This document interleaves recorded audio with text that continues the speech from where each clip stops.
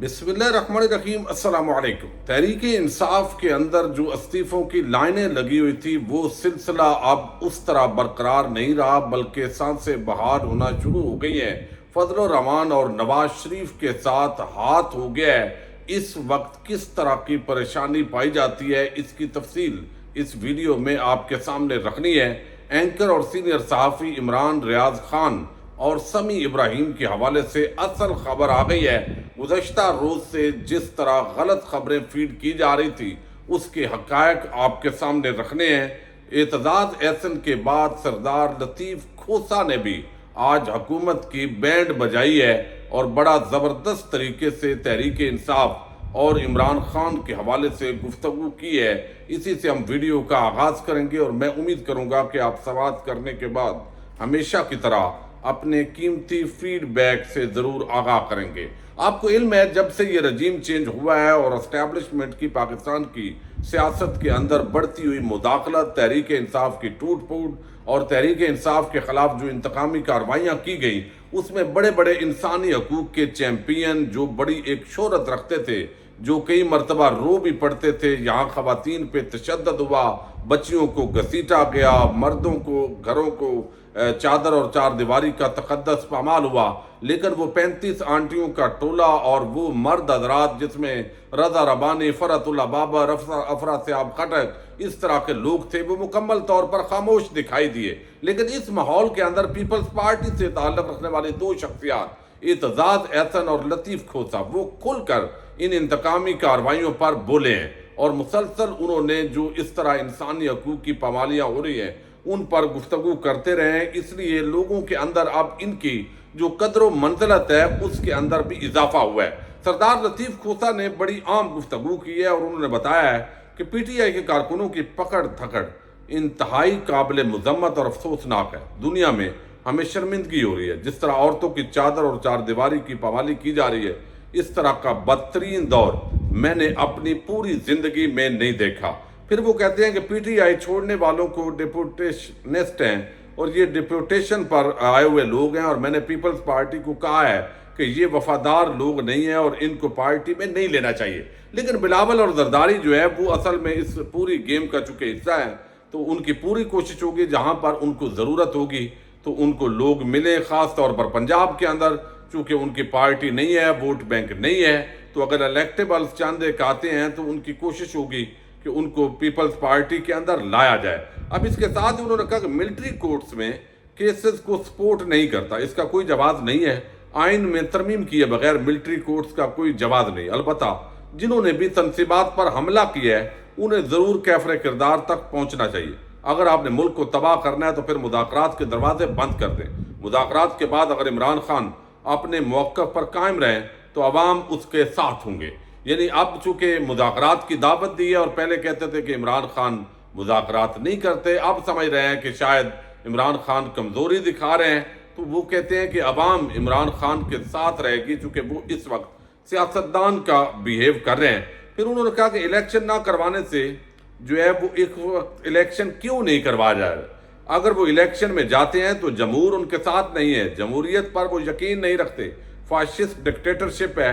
جتنی دیر آپ ڈنڈا کے ساتھ چلا لو گے حکمرانی کر لو گے۔ عمران ریاض کے بارے میں بھی انہوں نے جو ہے وہ دعا کی ہے کہ اللہ تعالیٰ ان کی بادیابی کرے، تو بڑا کھل کر جو ہے وہ گفتگو کی ہے کہ کس طریقے سے اس وقت انسانی حقوق کی دھجیاں بکھیری جا رہی ہیں۔ یہ جمہوریت نہیں ہے بلکہ یہ فاشزم ہے جو اس وقت جو ہے وہ دکھائی دے رہی ہے۔ عمران خان نے اس وقت جو پوزیشن لی ہوئی ہے، اس پورے معاملے کا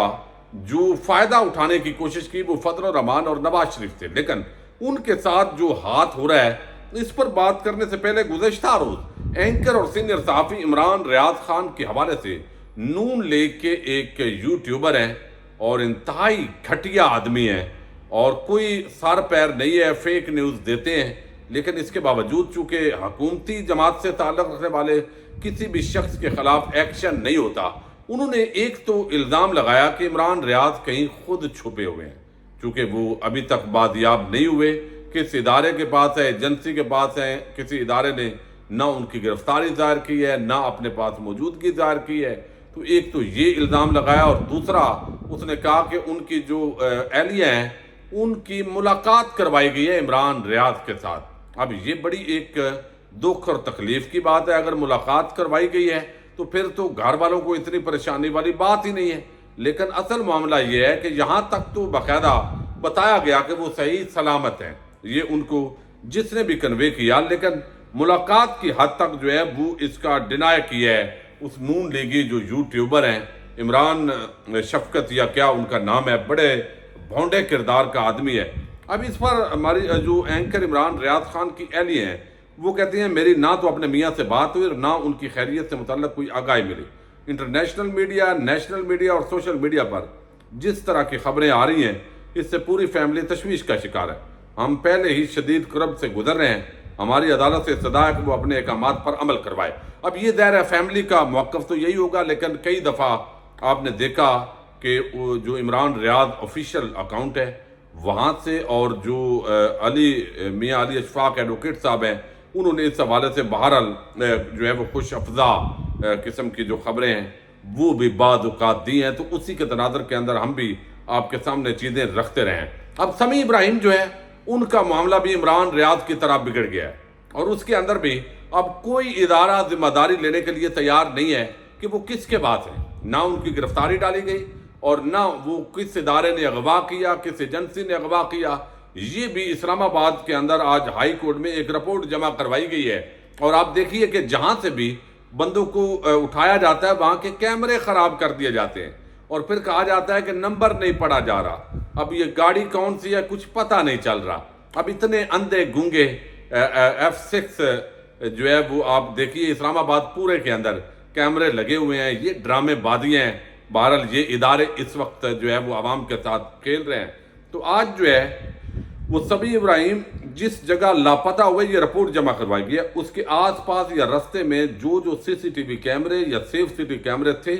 ان کو دیکھا ہے، لیکن گاڑیوں کے نمبر کسی میں بھی نہیں پڑے جا رہے۔ اسلام آباد پولیس نے بغیر کسی پیش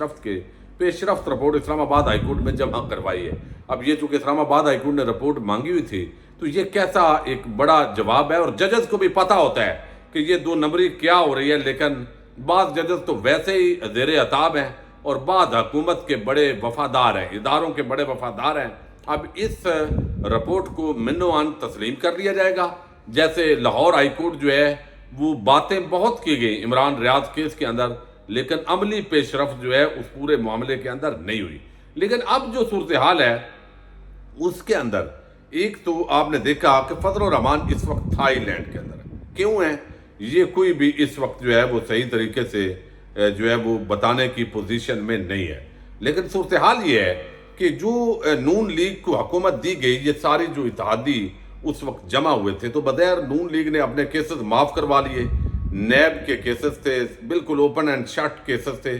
جس کی بنیاد پر یہ بلیک میل ہوئے، حکومت میں آ گئے، ان کو بتایا گیا کہ اگلے 10 سال بھی عمران خان کے ہیں، صدارتی نظام آئے گا، آپ کی ہمیشہ کے لیے چھٹی ہو جائے گی، آپ کو پھانسیاں دے دی جائیں گی۔ تو یہ اس وقت آئے اور انہوں نے آتے ہی اپنے کیسز معاف کروائے۔ پھر جو مہنگائی ہوئی اور ڈالر آج 116 سے اوپر چلا گیا ہے، اور اوورآل جو اکانومی ہے، اب اسحاق ڈار سے سوال بھی پوچھ لیں تو وہ انتقامی گفتگو پہ اتر آتے ہیں، ان کو غصہ آتا ہے رپورٹرز پہ، آج بھی انہوں نے غصہ کیا، لیکن کوئی معاشی پلان نہیں ہے۔ اپنے اراکین اسمبلی کو اربوں روپے کے فنڈ دیے جا رہے ہیں، نوجوانوں کو رشوت کے طور پر جو ہے وہ دیے جا رہے ہیں، اس وقت جو ہے وہ لیپ ٹاپ، اس کے لیے پیسے تھے لیکن الیکشن کروانے کے لیے پیسے نہیں تھے، چونکہ ارادہ نہیں تھا، ڈرے ہوئے تھے۔ اب جو نواز شریف ہے اور مسلم لیگ نون کی جو صورتحال ہے وہ اس وقت یہ ہے کہ کسی بھی صوبے کے اندر نون لیگ نشستیں نکالنے کی پوزیشن میں نہیں ہے۔ اب اس کے لیے ایک ہی تھا کہ تکڑے امیدوار آتے، اور وہ جو امیدوار ہیں وہ تحریک انصاف کو اگر چھوڑ رہے ہیں تو ان کو نون لیگ میں جانا چاہیے تھا، لیکن ایسا نہیں ہوا، لوگ نون لیگ کی طرف نہیں جا رہے۔ اس کی ایک وجہ تو یہ ہے کہ پنجاب کے تمام حلقوں میں تقریباً نون لیگ کے پاس مضبوط لوگ موجود ہیں، اور پہلے سے جو PTI کے لوٹے ہوئے یا باغی ہوئے ان میں سے تقریباً ان کو چونکہ یقین دہانی کروائی گئی تھی تو ان کو جو ہے وہ ٹکٹ کہا گیا کہ آپ نے لازمی دینے ہیں، چونکہ ان کو ساتھ کمٹمنٹ کی ہے، اور کل کو اگر ہم دوبارہ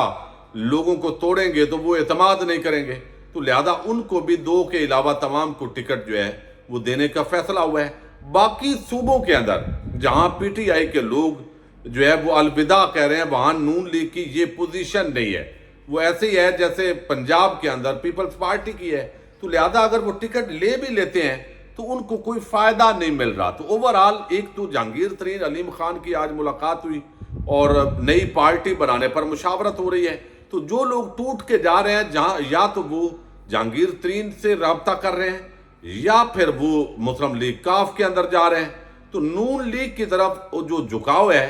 وہ اس وقت لوگوں کا نہیں ہے۔ اب نون لیگ کو یہ لگتا ہے کہ یہ شاید ہمارے ساتھ ہاتھ ہو گیا ہے، کیونکہ جب بھی لوگ اس طرح کسی پارٹی سے توڑے جاتے ہیں اور وہ نئی پارٹیز میں جاتے ہیں تو وہ ادھر ہی جاتے ہیں جدھر ان کا اشارہ ہوتا ہے، جہاں ان کی کھپت ہو سکتی ہے۔ اس کا مطلب ہے کہ نون لیگ کی طرف اشارہ نہیں ہے، بلکہ الٹا نون لیگ کے مقابلے میں ایک اور جماعت آ جائے گی اور ان کی جو مخالفین ہیں ان کی تعداد تو وہی رہے گی، تو ان کو بھی فائدہ نہیں ہے۔ پھر فضل الرحمان جو ہے وہ اتحاد کے صدر بنے، اعلی کار بنے اس پوری گیم کا، اور جس طرح جو ہے وہ طاقتور حلقوں نے استعمال کیا، بعض اوقات ایسے بھی ہوا بڑے بڑے لوگوں کو استعمال کیا گیا۔ اسداللہ خان صاحب نے بڑی اچھی ویڈیو کی ہے اور انہوں نے بتایا ہے کہ مصطفیٰ کمال اس کو بھی توڑا گیا، ایم کیو ایم کا ایک دھڑا بنایا گیا،